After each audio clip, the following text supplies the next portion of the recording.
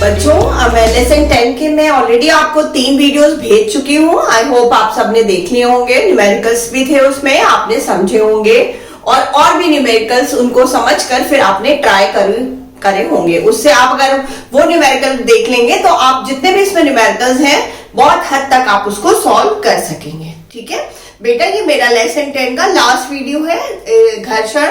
इसमें मैं आपको घर्षण के बारे में बताऊंगी, प्रणोद और दाब के बारे में बताऊंगी। प्रणोद और दाब और घर्षण के बारे में बताऊंगी आपको। तो सबसे पहले मैं घर्षण बता रही हूँ। घर्षण के बारे में आप लोग पहले भी पढ़ चुके हो, 8th में तो बहुत पढ़ चुके हो कि भाई घर्षण के कारण ही हम चल पाते हैं। घर्षण के कारण ही कोई भी मोटरसाइकिल, कार, कोई भी चीज वो बहुत एक सही सी स्पीड में चल पाती है। हम खड़े हैं, ये भी घर्षण के कारण है। आपको पता है कि घर्षण एक, सबसे पहले तो समझिए घर्षण एक कांटेक्ट बल है।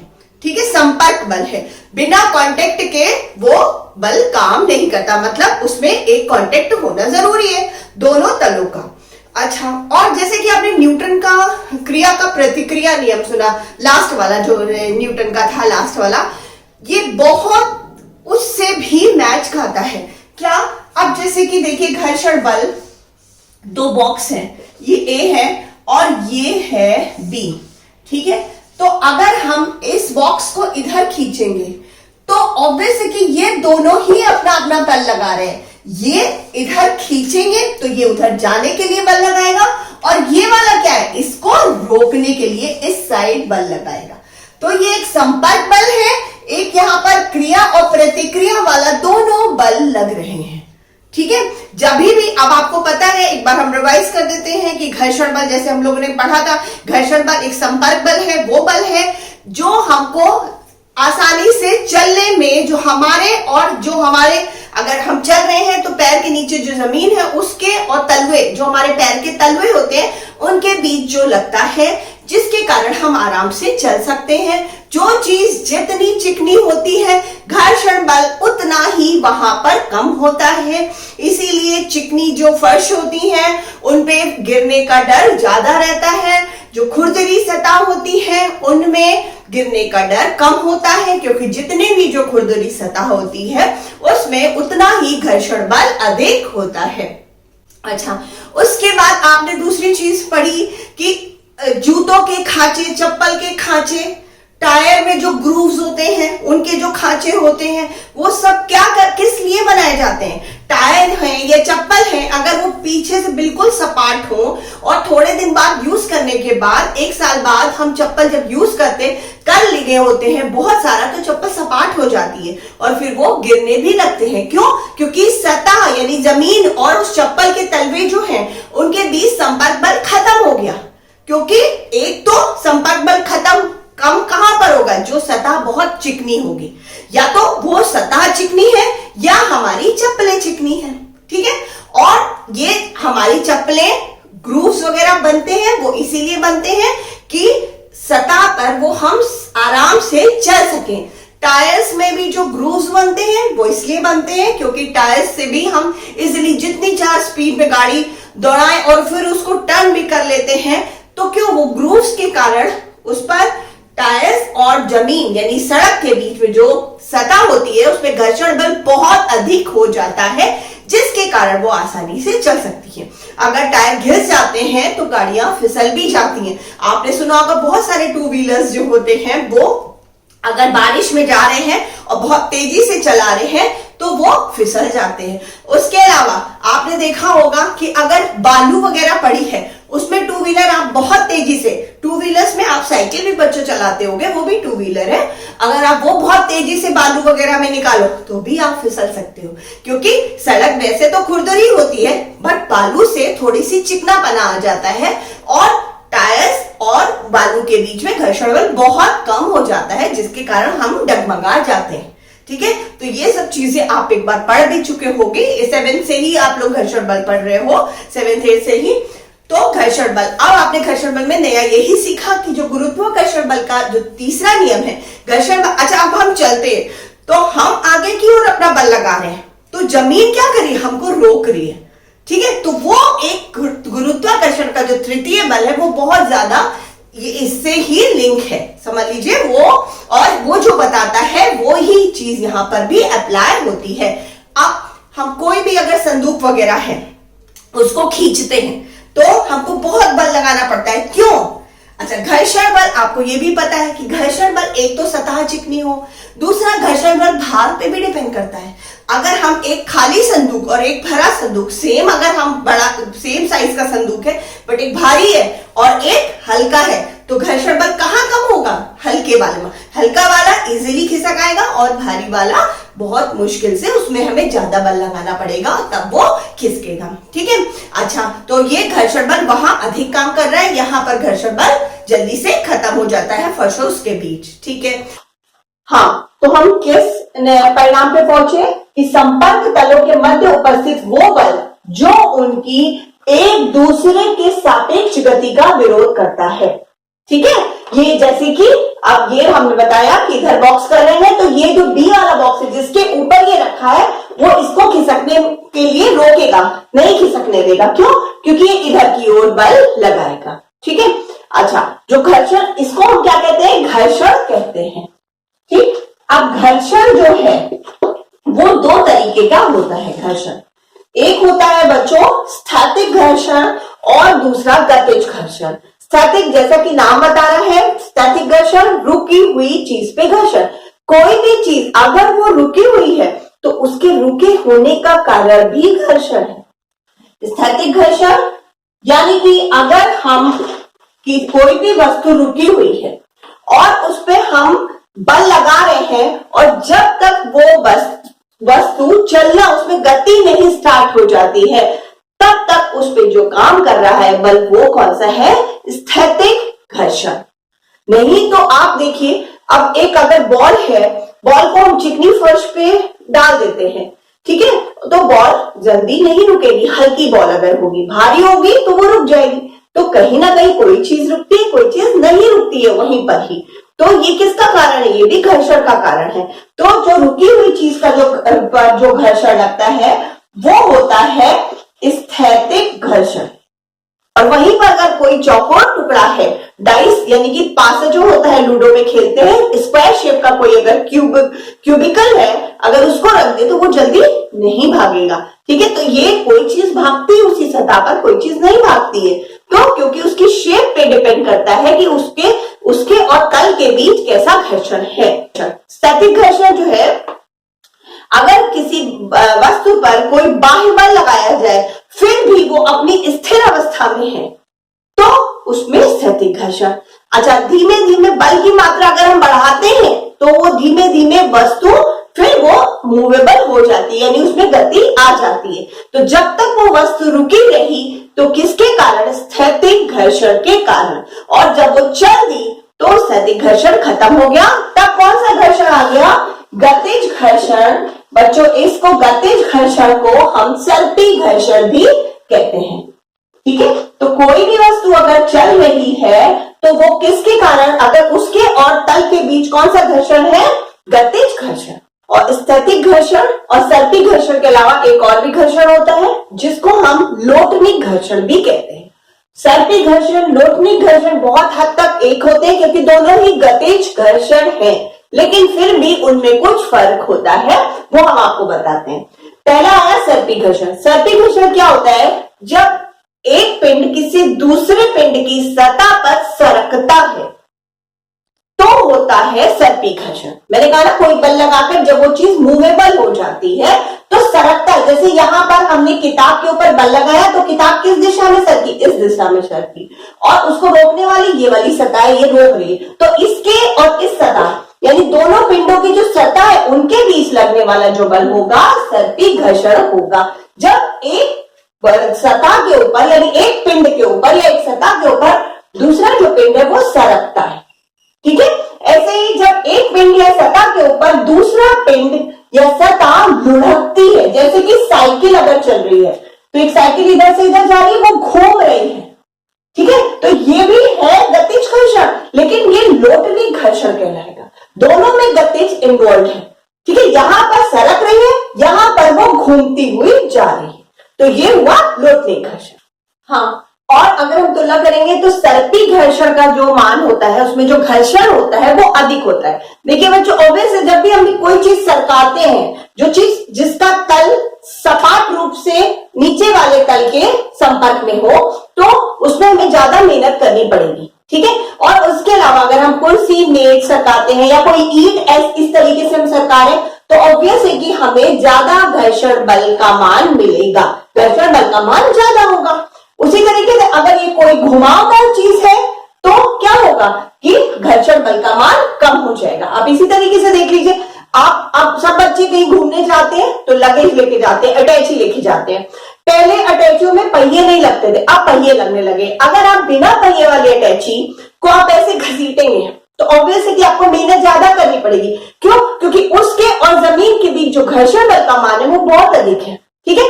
और उसी समय आप अगर दूसरी अटैची जिसमें पहिए लगे हो वो लुढ़कती इजीली चली आएगी, तो वहां पर घर्षण बल का काम जो मान होता है वो कम होता है। लोटनी घर्षण, वहां लोटनी घर्षण काम कर रहा है और यहाँ पर सर्पी घर्षण काम कर रहा है, ठीक है।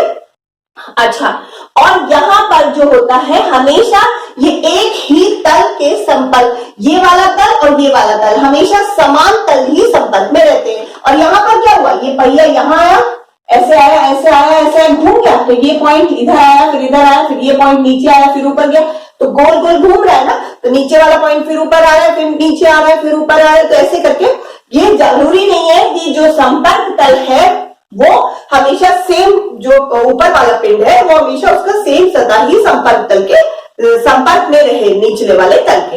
अच्छा, अब हम आपने क्या क्या पॉइंट्स पढ़े कि एक हमने पहला पॉइंट पढ़ा, इसका भी पहला पार्ट, कि एक पिंड दूसरे पिंड पे जब सरकता है, ठीक है, जब सरकाया जाता है तो सर्पी घर्षण है। और यहां पर लौटता है, एक पिंड दूसरे पिंड पर क्या हुआ, एक पिंड दूसरे पिंड पर क्या हुआ, यहां पर लौटता है, ठीक है, घूमता है, लौटता है या घूमता है, और यहां पर सरकता है, ठीक है। एग्जाम्पल, यहां पर आपने ये एग्जाम्पल जैसे कि हम मेज में बुक है और यहां पर सड़क पे हम साइकिल चला रहे हैं या कोई भी पहिएदार चीज, ठीक है। दूसरा पॉइंट क्या हो गया, यहां पर जो है जो घर्षण बल का मान अधिक है, घर्षण बल अधिक, ठीक है। और यहां क्या हुआ, घर्षण बल कम हुआ, ठीक है, यहां कम हुआ। फिर तीसरा पॉइंट क्या हुआ कि यहां जो पहले पिंड का संपर्क तल, पहले पिंड का संपर्क तल, ठीक है, दूसरे हम सदैव दूसरे, है ना, सदैव दूसरे पिंड के साथ वही वाला संपर्क तल रहता है, ठीक है, सदैव एक सा रहता है, ठीक है, एक सा रहता है। पहले पिंड का जो संपर्क तल है सदैव एक सा रहता है दूसरे पिंड के साथ। और यहां पर क्या हुआ कि बदलता रहता है, जब वो चीज गोल गोल घूमेगी तो ऑब्वियस है कि संपर्क तल जो है पहले पिंड का दूसरे पिंड के साथ बदलता रहेगा, ठीक है। अब बच्चों, हम आपको इस लेसन में जो बचा है प्रणोद और दाब, उसके बारे में बताते हैं। हाँ बच्चों, अब प्रणोद और दाब समझने से पहले आप ये बताइए कि अगर हम जमीन में खड़े हैं, ठीक है, तो हम धरती पे कितना बल लगा रहे हैं, या कोई भी वस्तु चाहे वो हल्की हो या भारी हो, अगर वो जमीन पर रखी है तो वो उस पर कितना बल लगा रहे हैं। हम साधारण खड़े हैं, हम कोई बहुत ज्यादा उस पर जोर नहीं डाले, हम आराम से खड़े हैं, ठीक है, तो हम धरती पर कितना बल लगा रहे हैं, कभी आपने सोचा है?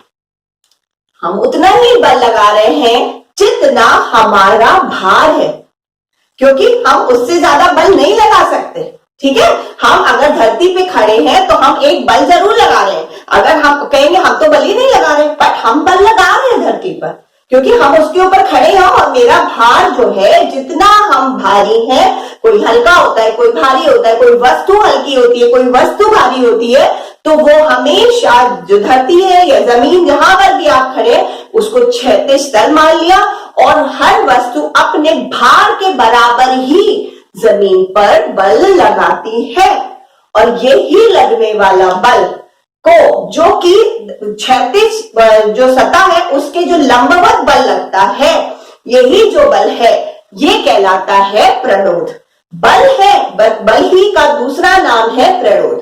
ठीक है, ये लंबवत या ऊर्ध्वाधर ही इसको देखा जाता है। जो ऊर्ध्वाधर बल लगता है या लंबवत बल लगता है किसी भी क्षैतिज सतह पर, हम अगर आप जमीन की छोड़िए, अगर हम मेज पर किताबों का बंडल रख दें तो किताबें भी तो बल लगाती है मेज पर।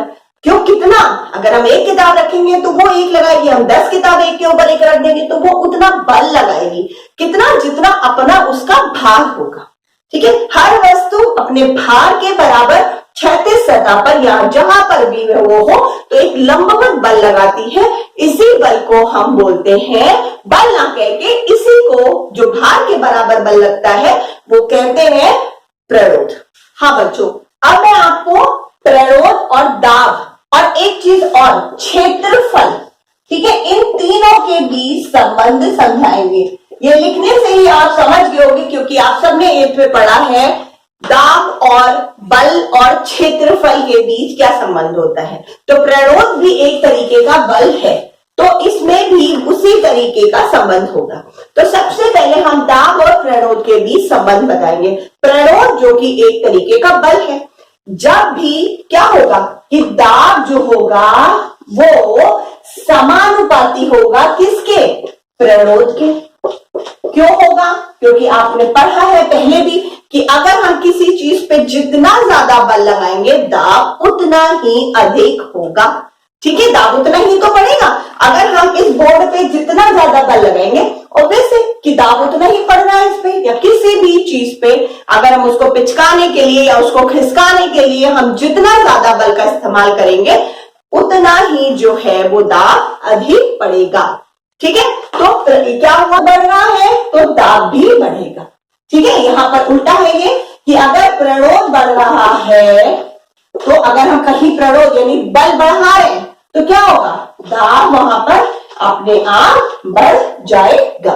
ठीक है, अब आया इनके साथ क्षेत्रफल का संबंध। जैसे कि आपको पहले भी पता है कि हम हमेशा जो चाकू है उसका महीन साइड से ही सब्जी क्यों काटते हैं, हम जो सुई है उसके महीन सिरे से ही कपड़े के अंदर क्यों उसको सिलते हैं। अगर ये पेंसिल है, अगर हम पेंसिल का नोक आपको इधर से भुगोए तो आपको ज्यादा दर्द होगा कि पीछे से अगर हम भुगोए यहां पर लगाए तो ज्यादा दर्द होगा। और या कील देखिए, हमेशा महीन जगह से ही हम क्यों उसको दीवार पे रखते हैं, जो पिछला सिरा होता है उसका मोटा, उसको हम दीवार पे रख के क्यों नहीं ठोकते हैं हथौड़ी से। ये सब चीजें आपको क्लियर करती हैं कि दाब और क्षेत्रफल में क्या संबंध है। दाब और क्षेत्रफल दोनों एक दूसरे के व्युत्क्रमानुपाती होते हैं। अगर हम कोई वस्तु के क्षेत्रफल कम होगा तो दूसरे, अगर दो वस्तुएं आपस में संपर्क में हैं और उनका संपर्क तल का जो क्षेत्रफल है वो जितना कम होगा, जैसे कि चाकू, जैसे कि पेंसिल की नोक, जैसे कि कील, जितना भी संपर्क तल का क्षेत्रफल कम होगा दाब उतना ही अधिक होगा। ठीक है, तो क्या हुआ कि जो क्षेत्रफल है वो किसके व्युत्क्रमानुपाती होता है, यानी कि 1 दाब, प्रेशर। ठीक है, जितना भी क्षेत्रफल कम है, इसीलिए जो कील होती है अगर उसका हम ये वाला सिरा दीवार में लगाते हैं, जो सुई होती है उसका हम ये वाला सिरा कपड़े पे लगाते हैं, क्योंकि उससे ही दाब ज्यादा पड़ता है। अगर हम मोटी की तरफ से दीवार में करेंगे तो ठोकना तो दूर, ठुकेगी तो नहीं, अंदर तो दीवार के नहीं जाएगी और क्या होगा कि वो टेढ़ी भी हो जाएगी। ठीक है, तो अब आपको पता है, अब एक आपको एग्जाम्पल्स खेल्स में पढ़ाया था कि अगर हम ईंटें जो होती हैं, ईंटा लें और उसको अगर हम किसी चीज में रखें, कोई बालू का एक पैन में बालू भर लें, ठीक है, और उस कटोरे में उसको रखें, तो अगर हम ईंटे का इस सिरे से दाब डालेंगे जो कि जिसका संपर्क तल ज्यादा है, यहां पर इस तरीके से अगर हम ईंटे से बालू में प्रेशर डालेंगे, दाब डालेंगे तो वो ज्यादा अंदर तक नहीं जाएगी, थोड़ा बहुत अंदर तक जाएगी, बालू में धंस जाएगी यहाँ पर अगर बालू है। ठीक है, बट अगर हम इसी ईंटे को खड़ा करके डालेंगे, ठीक है, तो वो ज्यादा अंदर तक धस जाएगी। क्यों? क्योंकि संपर्क तल का जो क्षेत्रफल है, यानी संपर्क तल का क्षेत्रफल यानी बालू का और ईंटे का जो संपर्क तल का क्षेत्रफल है वो कम है, इसीलिए दाब अधिक पड़ा और इसीलिए जो ईटा है ज्यादा अंदर तक धस गया। सेम वही फंडा अगर हम सुई हो या चाकू हो या हम कोई भी चीज में अगर भोंकने का काम कर रहे हैं, पेंसिल है या कुछ भी है, तो हमेशा महीन जगह से, या अब कभी कभी हमारे चाकू घिस जाते हैं तो भी सब्जी नहीं कटती, फिर हम उसको शार्प कराते हैं क्योंकि दाब लगना हमारी सब्जियों पे कम हो जाता है जब ब्लंट हो जाता है चाकू। ठीक है, तो उसको शार्प कराते हैं क्योंकि वो महीन जितना होगा, यानी उसके चाकू के जो सिरा है और सब्जी वो संपर्क तल है, जितना ज्यादा संपर्क तल का क्षेत्रफल कम होगा दाब उतना ही अधिक होगा। तो हम ये और ये मिला के क्या कर सकते हैं, यहां पर हम क्या कर सकते हैं कि दाब बराबर दाब, आपने देखा समानुपाती है दाब किसके, प्रणोद के। ठीक है, तो दाब यहां लिख देंगे, बराबर का निशान भी लगा सकते हैं, यहां लिख देंगे प्रणोद, ये क्योंकि इसके समानुपाती है। ठीक है, इस पेन से देखिए आप, है ना, दाब जो है समानुपाती है किसके, प्रणोद के। ठीक है, और व्युत्क्रमानुपाती है किसके, क्षेत्रफल के। ठीक है, तो अगर हमारे पास यहां पर हम बराबर का निशान भी लगा सकते हैं, तो अगर हमें दाब निकालना हो और प्रणोद दिया हो और क्षेत्रफल दिया हो तो हम इस तरीके से निकाल सकते हैं। ठीक है, आई होप आपको संबंध इसका समझ में आ गया होगा। ठीक है, और आप सबने मेरा चैनल सब्सक्राइब कर लिया होगा वो अच्छे वीडियो देखने के लिए, जिससे मुझे भी बहुत इंस्पिरेशन मिले वीडियोस बनाने की। तो please subscribe my channel. Thank you.